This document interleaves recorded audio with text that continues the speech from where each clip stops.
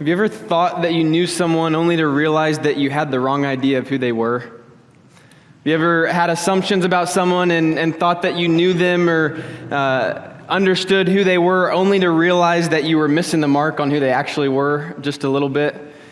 One of my favorite movies is The Greatest Showman, and I know there's some people in here that love this movie especially, and if you've ever seen the movie, you know that P.T. Barnum, he sets out to build this spectacular show, right? And he's trying to wow people and bring people in to watch this show. And part of his tactic, his main draw for his show is the people that he recruits, right? He tries to draw and collect some of the most interesting and some of the most unique people that he can to be a part of his show. And so why don't you check out this clip on him going about doing this.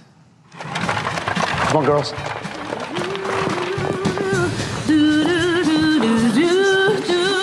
Oh. Sir, you shouldn't be here. I'm sorry. Who's doing this singing? It's you, isn't it? Sir, I have to ask you to leave. You are so talented, blessed. Extraordinary. Unique. I would even say beautiful. Sir, please leave me alone.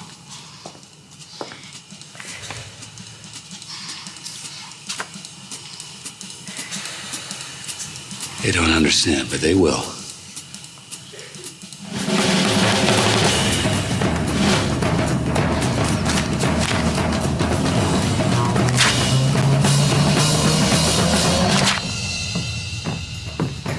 This line is so good. Goodness. Okay, Ann and W.D. Wheeler. Brother and sister? Yes, sir. Yes. Terrific. And what do you do? Trapeze. Trapeze. Okay. You know, people aren't going to like it if you put us on the stage. Oh, I'm counting on it. Is this over your entire body? Terrific. I don't need to see it. Now.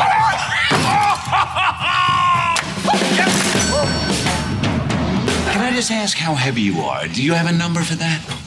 I prefer not to say, Just but... between you and me. 500 pounds. 750 pounds? You said 50 pounds, man!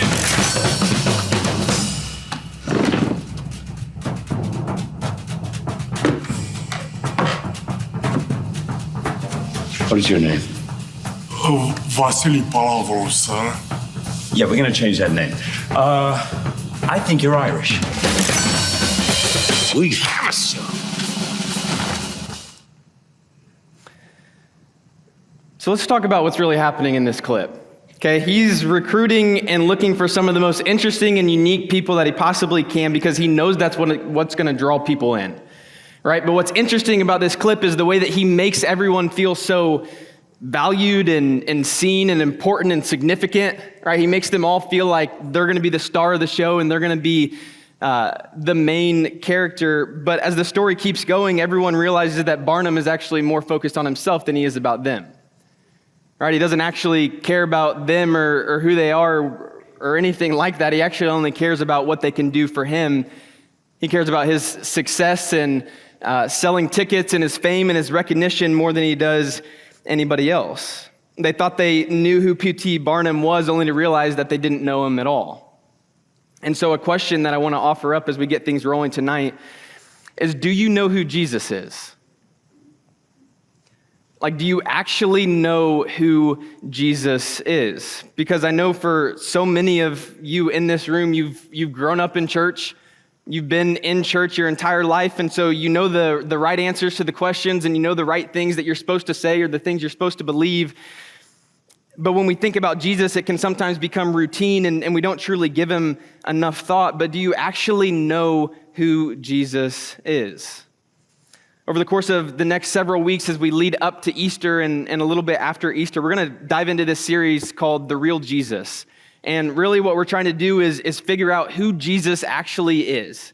As he's revealed to us in the scriptures, who is Jesus? And each week we're going to be focusing on just a simple but different core characteristic and attribute of who Jesus is.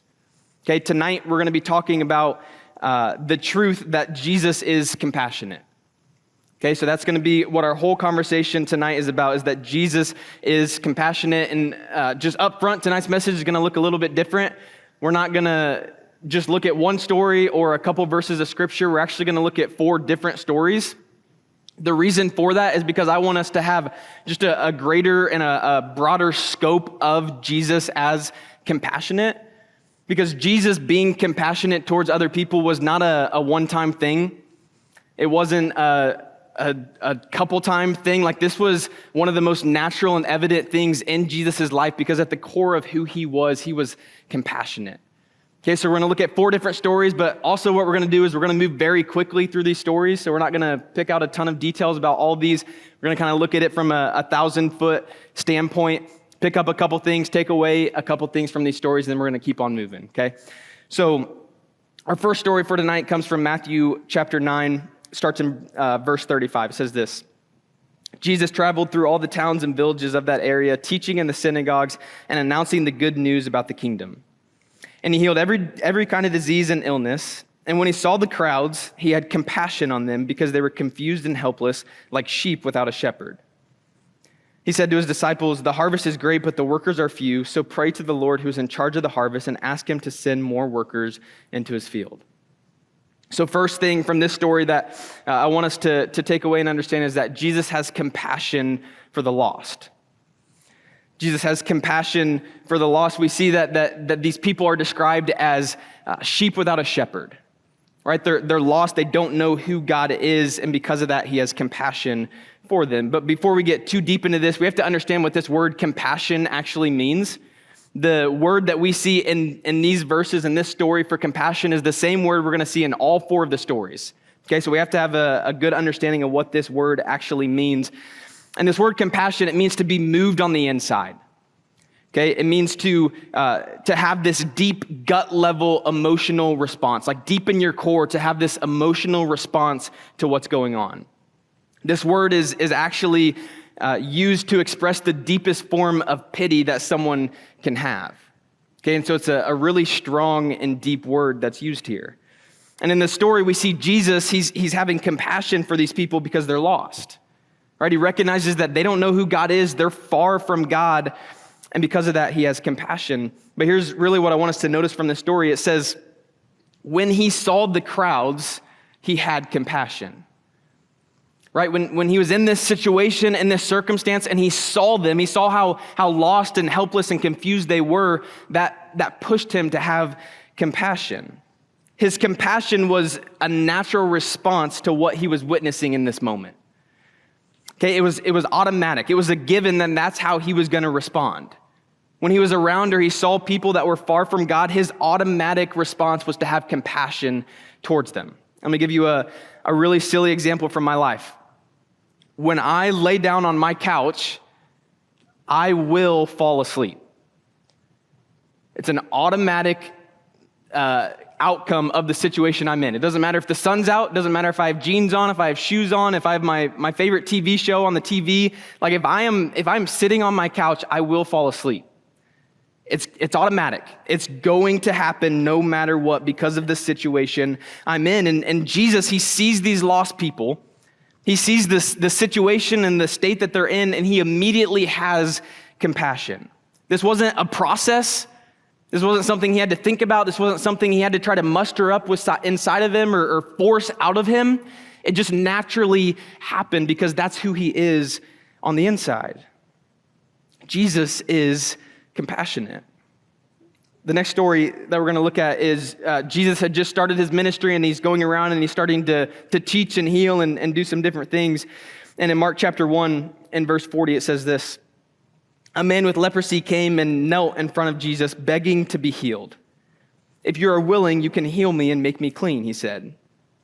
Moved with compassion, Jesus reached out and touched him. 'I am willing,' he said, 'be healed.' And instantly the leprosy disappeared and the man was healed." Second thing we see about Jesus being compassionate is that he has compassion for the sick.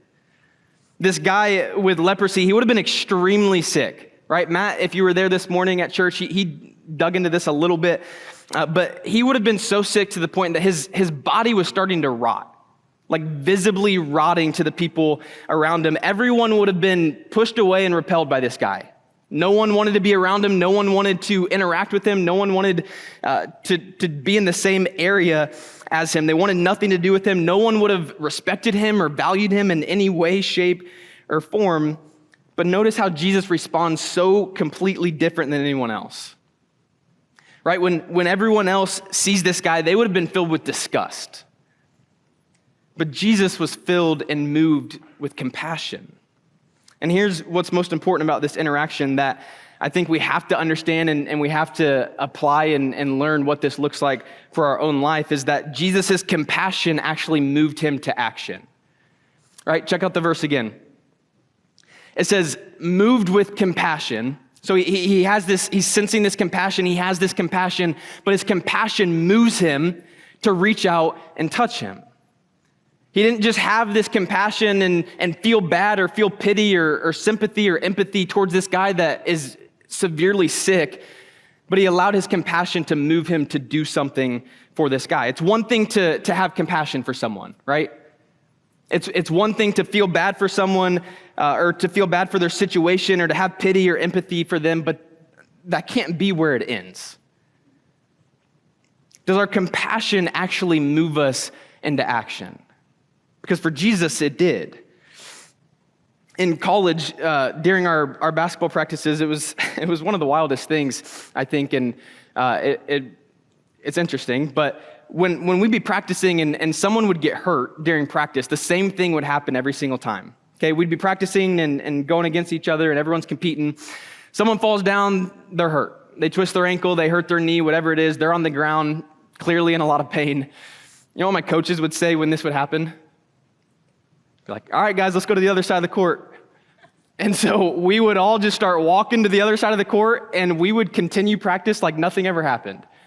Meanwhile, this guy is still on the other side of the court in pain on the ground, right? But no one really cared. Like we were going over there to continue practicing because we knew that was the trainer's job, right? We all cared about this person. We wanted them to be okay. We were concerned about him, but we didn't do anything about it. Right? We just moved on.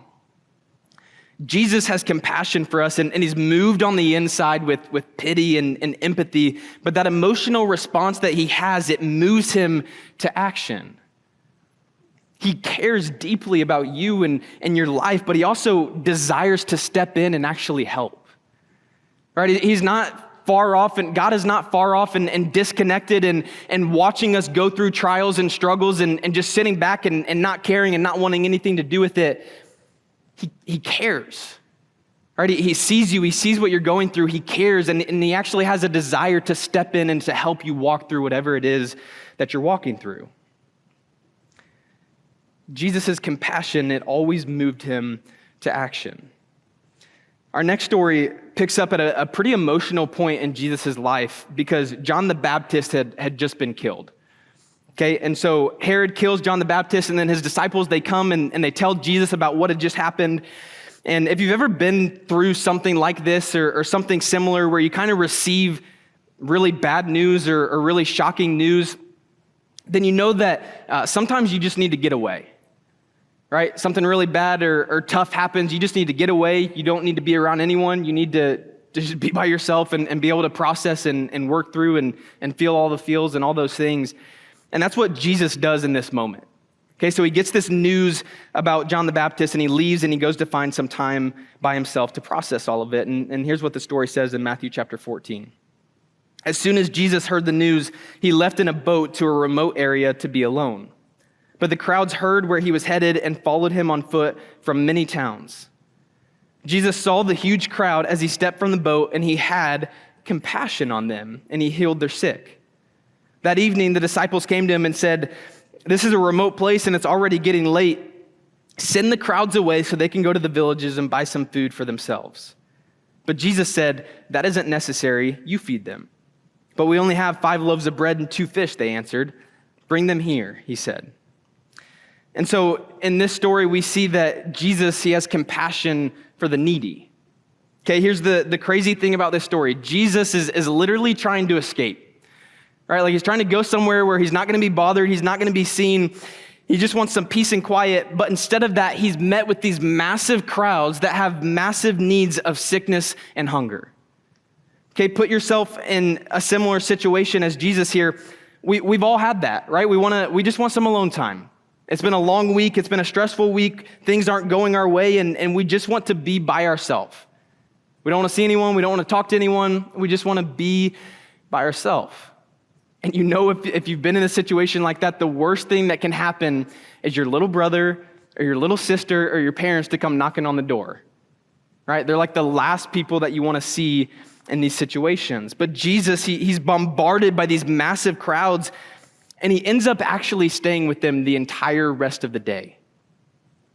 The entire day he stays with them, and he ends up meeting all of the different needs that they have. But here's the thing that I want us to pay attention to in this story. Both Jesus and the disciples are aware of what's going on, right? They both understand the situation. They both understand the need at hand. They understand that there are people and they need to be fed, right? They both clearly understand this, but their responses could not be more different. The disciples in verse 15 say to send them away. Send the crowds away, get rid of them. Jesus in verse 18 says, bring them here. And what he's talking about is the fish and the loaves, the food. But also, if we go a verse after this, we see that he calls all the people closer so that he can actually feed them. The disciples say, get rid of them. We don't want to deal with the needs that they have. Jesus said, bring them to me. Jesus embodies the fullest expression of compassion. And because of that, through this story, we need to realize that our needs are not a burden to Jesus. Our needs are not a burden to Jesus. Whatever need you might have, whatever need someone else might have, Jesus actually invites that in. Right? Jesus actually welcomes that. He says, bring them to me, bring the people who have a need, and I will meet those needs. Right? He cares deeply about it, and he also has the power to do something about it. Our needs are not a burden to Jesus. Here's the last story. It comes from Luke chapter 7. It says this: soon afterward, Jesus went with his disciples to the village of Nain, and a large crowd followed him. A funeral procession was coming out as he approached the village gate. The young man who had died was a widow's only son, and a large crowd from the village was with her. When the Lord saw her, his heart overflowed with compassion. Don't cry, he said. Then he walked over to the coffin and touched it, and the bearer stopped. Young man, he said, I tell you, get up. Then the dead boy sat up and began to talk, and Jesus gave him back to his mother. Jesus has compassion for the hurting. I want you to just dial in and focus on what's happening in this story, because there's a funeral. And the funeral's over. And now everyone's leaving. And as these large crowds are leaving the funeral that they just had, Jesus notices this woman. And she's a widow, and so her husband had already died, and now her only son had just died. And when Jesus sees her, he can't stop himself from being compassionate towards her. That's really what I want us to see from this story, is that he can't help himself but be compassionate towards her. He sees someone hurting. He was just passing through. He could have easily kept on going, but he couldn't stop himself from showing compassion to this woman. Because of the burden that he felt, he couldn't just not do anything. He had to do something. And I want us to be able to recognize the depth of Jesus' compassion, especially for the hurting and the broken. Psalm 34:18 says, the Lord is close to the brokenhearted. He rescues those whose spirits are crushed. The Lord is close to the brokenhearted. His heart is actually drawn to those that are hurting, and he meets them with compassion. Jesus can't help but show compassion. He can't stop himself from being compassionate towards people. He's compassionate towards the lost. He's compassionate towards the sick. He's compassionate towards the needy. He's compassionate towards the hurting, and he's compassionate towards every single person in between one of those areas. Jesus' compassion knows no limits. I want you to remember that. I want you to hold on to it, put it in your brain, remember it. Jesus' compassion knows no limits. One of my favorite verses that the last month or so I've just been reading and meditating on and focusing on and memorizing is Ephesians 3:18. It's really part of a bigger section that I love, but this specific verse is one that continues to stick out to me, and it says, "And may you have the power to understand, as all God's people should, how wide, how long, how high, and how deep his love is." And this verse, it speaks on the scope of God's love. Right? It's all encompassing. It covers every area of life. The highest of highs, the lowest of lows, everything in between. It goes before us. It comes after us. It completely covers every single area of our life. And the compassionate heart of Jesus is the exact same. It extends to every single person, to every single situation, to every single circumstance. Jesus loves fully and he cares deeply because at the core of who he is, Jesus is compassionate.